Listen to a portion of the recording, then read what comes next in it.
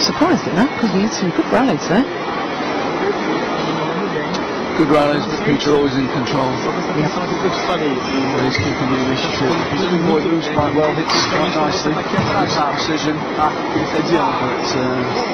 no real weapons to hurt Peter with here, and not the experience either. You see a demonstration of the footwork of Peter. Always in balance, small steps, keep staying low to the ground. Yes, you can see the crouch movement there. Feet always very, very close to the ground there. Light footwork. Yeah. That is terrific. Good images. Good images. Always in balance, which means that even if the opponent uses a good deception, he's in a position where he can push in the opposite direction and change direction very, very quickly.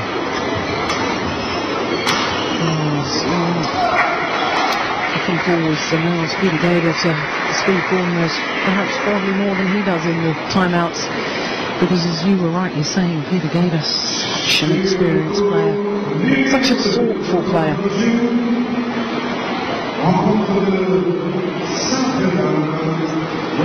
Court 1, 20 seconds.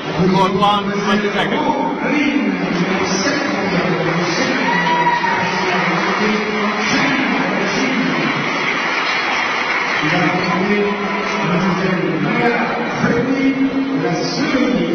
Second game, level play. So the number 2 seed to get this second game underway.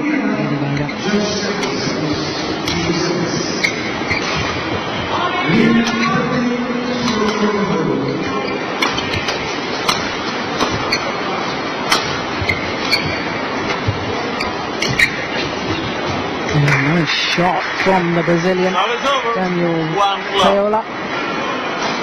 And good skill.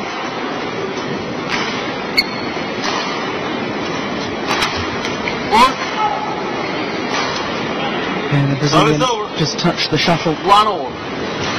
Yeah, in fact, the Brazilian just indicating to the umpire that he touched the shuttle. Good gamesmanship again. Exactly, sportsmanship.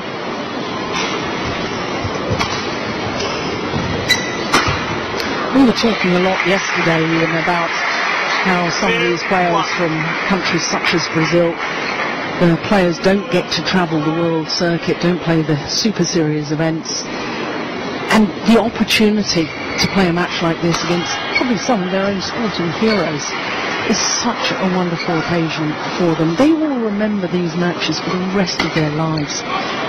May not be in with a shout of winning, but they'll learn a lot from it.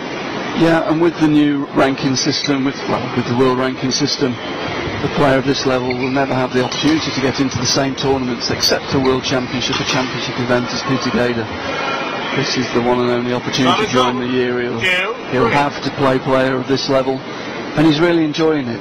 He's really, really enjoying it, and it's good to see. Very good to see. And hopefully it will inspire him to go back and work that little bit harder. Hopefully he'll learn something, go back and try and apply it, and it can only be a good thing for the development of South American badminton.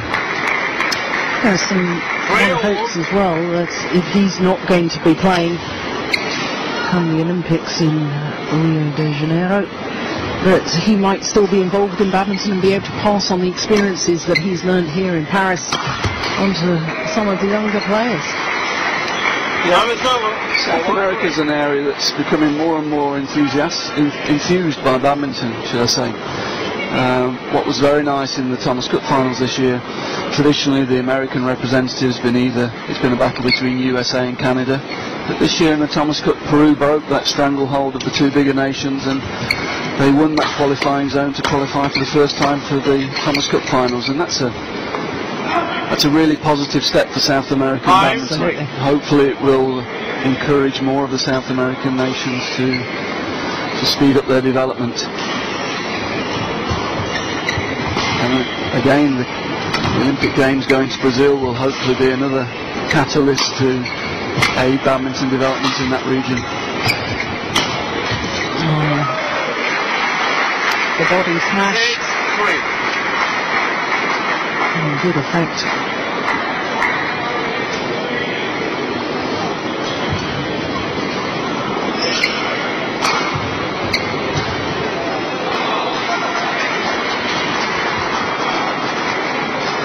7-3.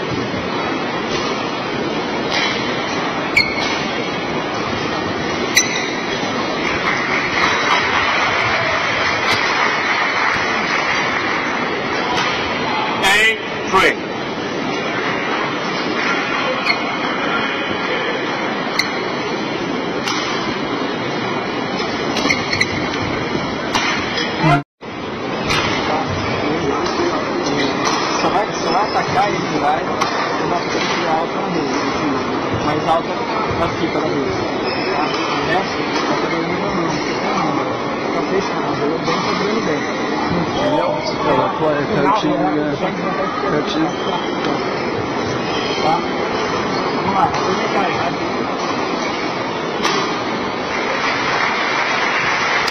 So we probably come from different angles on this, but I'd rather see more players coming to an event like this from, if you haven't got the money in the National Federation, I'd rather see 2 players sent than a player and a coach. But I know as a coach you would definitely argue for the fact that the coach can learn so much more probably from watching and then can have an influence on so many more players once he's back home.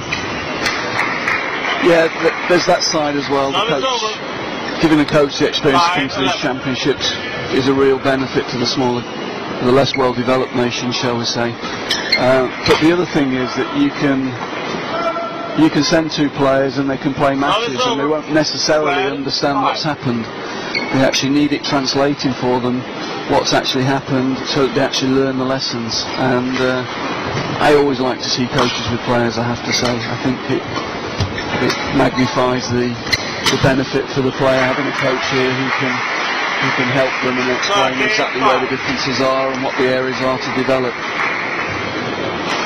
So yeah, as a coach you could not say otherwise, really, could you? Well, no, I take the point. I'd like both players and coaches to be here, but absolutely. I think BWF are taking some steps as well with their coach education programme, trying to widen the net a little bit, trying to encourage more nations to go through coach education system, and that's a good thing.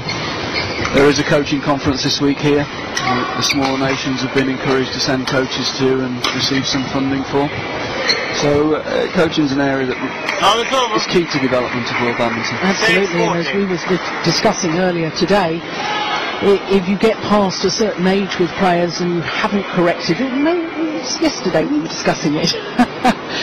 I'm getting a little bit confused in my old age. But the point is that we were talking about the fact that once a player is ingrained in them that they're doing something wrong, to then change that is desperately difficult for the player. And following up on that point, it's really interesting because the theme of the World Coaches Conference this week is the coaching of young players. Really? Yes.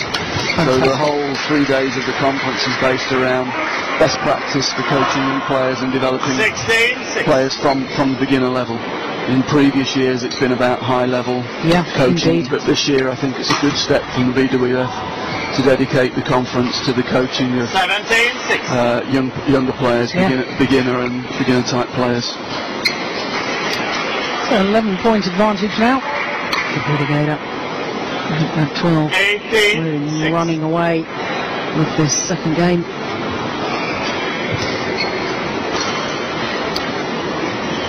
I doubt if you'll get an opportunity to go to the coaches' conference, but no doubt you'll hear what's said and what's going on, and you'll be able to report back to us.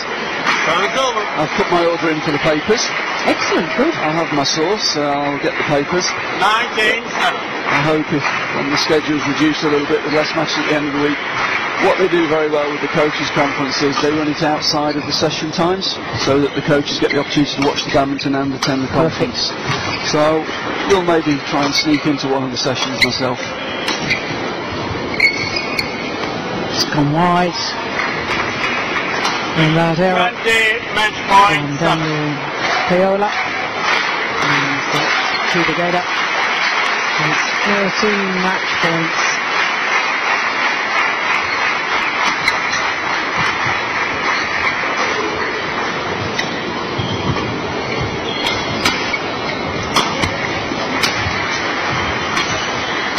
And that's wide.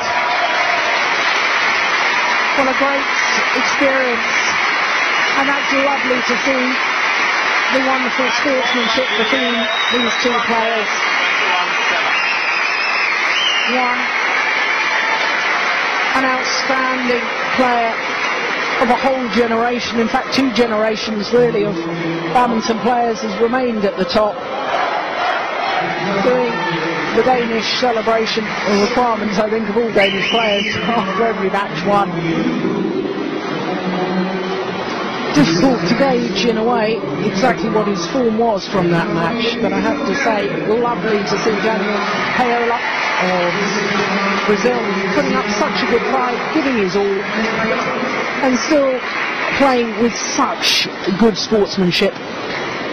So their confirmation of the score, 21-10, 21-7.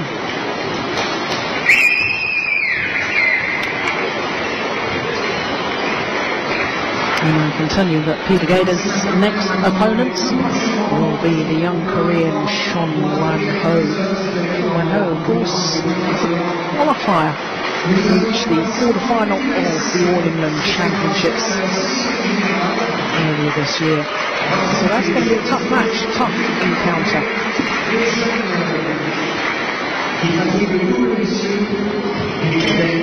Well, as we watch some of the highlights of that